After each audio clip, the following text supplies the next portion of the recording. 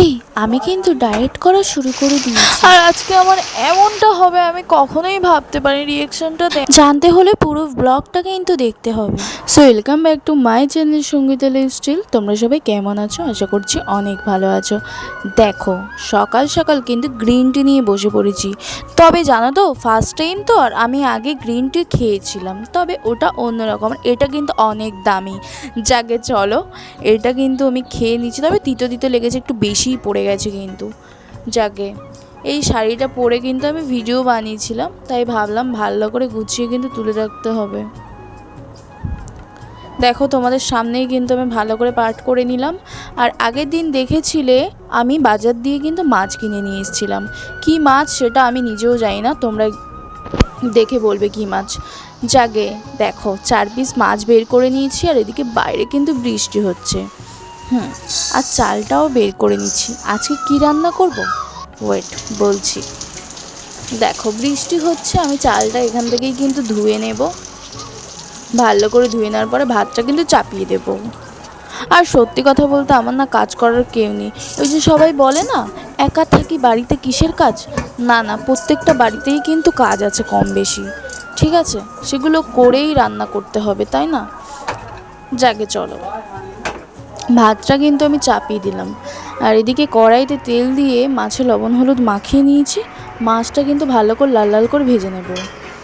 আর হ্যাঁ, ফ্রিজে সেই আগেকার কচু আছে না, কচুগুলো না একটু শুকিয়ে যাচ্ছে, তাই কচু আলু মাছের তরকারি করব। কিন্তু দাঁড়াও দেখাচ্ছি। মাছটা প্রথমে তেলের ওপর ছেড়ে দিই আমি। গাইস দেখো, এই যে আমার মাছ ভাজা প্রায় কমপ্লিটের কাছাকাছি। চলো এই যে কচু আলু কেটে নিয়েছি, দেখতে পাচ্ছ কচুটা একটু লম্বা লম্বা করে কেটেছি, এই কারণে তো এত বড় বড় কচু কী করব, তবুও সেদ্ধ হতো না, তাই আর কি। আর এদিকে আদা বাটা, কাঁচা লঙ্কা, টমেটো দিয়েছি। কাঁচা লঙ্কা দিয়ে তরকারিটা করেছিলাম, সত্যি বলতে এতটা ভালো লাগবে কখনোই ভাবতে পারিনি, কিন্তু সব কিছুই ফেল করে দিয়েছে, মানে মাংসের তরকারি এইসব।